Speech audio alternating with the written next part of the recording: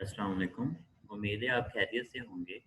Last lecture में हमने discuss किया था कि न्यू और डिलीट ऑपरेटर को किस तरह से यूज़ करते हैं एरे की डायनामिक एलोकेशन के लिए। इस लेक्चर में हम डिस्कस कर रहे हैं कि पॉइंटर टू ऑब्जेक्ट किस तरह से यूज़ किया जाता है। देखें, इसके पॉलीमॉर्फिज्म के फर्स्ट लेक्चर में हमने देखा था पॉइंटर को किस तरह से यूज़ करते हैं सिंपल वेरिएबल के लिए। देखें, इंटीजर स्टैटिक पी, तो हम कहते हैं कि ये हमारे पास सिंपल एक पॉइंटर वेरिएबल क्रिएट हो जाता है जो किसी भी मेमोरी लोकेशन के एड्रेस को होल्ड करता है। इस लेक्चर में हम देख रहे हैं पॉइंटर टू ऑब्जेक्ट के क्लासेस में जो हम ऑब्जेक्ट क्रिएट करते हैं उसको किस तरह से हम एक्सेस करते हैं वाया पॉइंटर। तो देखें, एक क्लास है हमारे पास ए और इसके अंदर कोई हम फंक्शन बनाते हैं, suppose void show my show name, ठीक है।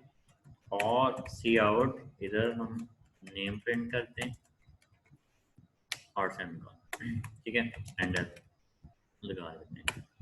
तो सिंपली हमने एक क्लास क्रिएट की है जिसके अंदर एक मेंबर फंक्शन है और जो कि आपका नेम जो है वो प्रिंट कर रहा है। अब इसको कॉमनली हम किस तरह से यूज़ करते हैं कि क्लास ए का हम ऑब्जेक्ट क्रिएट करते हैं और उस ऑब्जेक्ट को यूज़ करते हुए हम फंक्शन को कॉल करते हैं, शो माई नेम। सिंपल है। प्रोग्राम रन करेंगे तो ये वाला जो फंक्शन है, नेम वाला फंक्शन हमने क्रिएट किया होगा, वो एग्जीक्यूट हो जाएगा।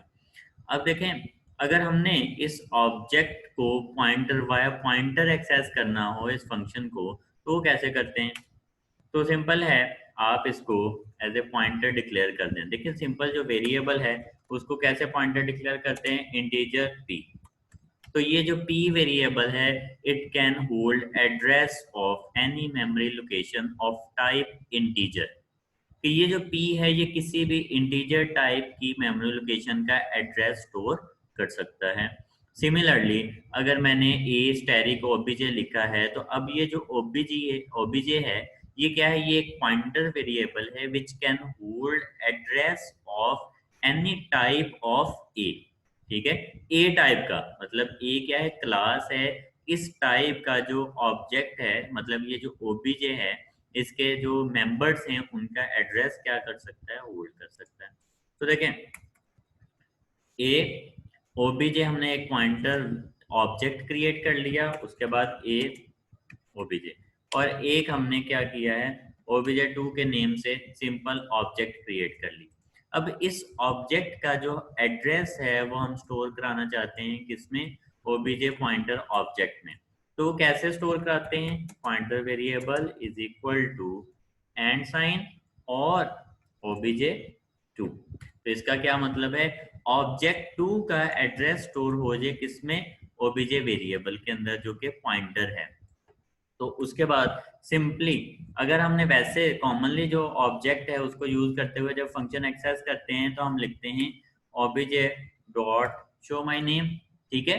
लेकिन क्योंकि अब ओबीजे एक पॉइंटर जो वेरिएबल या पॉइंटर ऑब्जेक्ट है, तो इसके लिए हम डॉट ऑपरेटर यूज नहीं कर सकते, ठीक है। देखें, एरर क्या है? Request of for member show in object of pointer static कि इसकी पॉइंटर टाइप है। May be you meant to use memory address या member access operator which is arrow sign, ठीक है। तो इधर क्या है? जब भी आपके पास पॉइंटर टाइप का ऑब्जेक्ट होता है तो उसके लिए हम एरो साइन जो है ये यूज करते हैं, जिसको हम जो है वो मेंबर एक्सेस ऑपरेटर भी कह सकते हैं, ठीक है। तो इसको आप यूज करेंगे, शो माई नेम का फंक्शन आएगा और जब हम प्रोग्राम एक्सेस करेंगे तो जो नेम होगा, मतलब जो फंक्शन होगा, वो एग्जीक्यूट हो जाएगा और नेम डिस्प्ले। तो कंक्लूजन क्या है कि अगर आपने किसी ऑब्जेक्ट को एज ए पॉइंटर डिक्लेयर करना है तो सिंपल है, वही मेथड है जो किसी वेरिएबल को यूज करते हुए करते हैं। तो सिंपली आपने स्टैटिक लगाना है, तो ये ऑब्जेक्ट जो है ये पॉइंटर ऑब्जेक्ट बन जाएगा और ये जो है ये सिंपल ऑब्जेक्ट है। और इस सिंपल ऑब्जेक्ट का एड्रेस हम स्टोर कर रहे हैं पॉइंटर ऑब्जेक्ट में, और उसके बाद पॉइंटर ऑब्जेक्ट को यूज करते हुए हम फंक्शन कॉल कर रहे हैं और इधर आप डॉट ऑपरेटर यूज नहीं करेंगे, आप एरो साइन यूज करेंगे पॉइंटर ऑब्जेक्ट को जब भी आप यूज करेंगे किसी भी मेंबर को, क्लास के मेंबर को एक्सेस करने के लिए। तो होप सो पॉइंटर ऑब्जेक्ट का जो कॉन्सेप्ट है कि पॉइंटर वेरिएबल को यूज करते हुए ऑब्जेक्ट को किस तरह से एक्सेस करते हैं वो क्लियर हो जाएगा।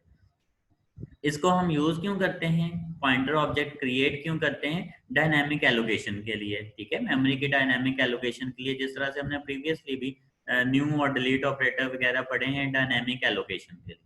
तो आगे चल के जब हम पॉलीमॉर्फिज्म को फर्दर डिटेल्स में पढ़ेंगे तो ये कॉन्सेप्ट भी क्लियर हो जाएगा। अभी फिलहाल के लिए हमने समझा है कि पॉइंटर को एज ए ऑब्जेक्ट किस तरह से डिक्लेयर किया जाता है। तो होप सो ये कॉन्सेप्ट क्लियर हो गया होगा। इस लेक्चर के लिए इतना ही। अल्लाह।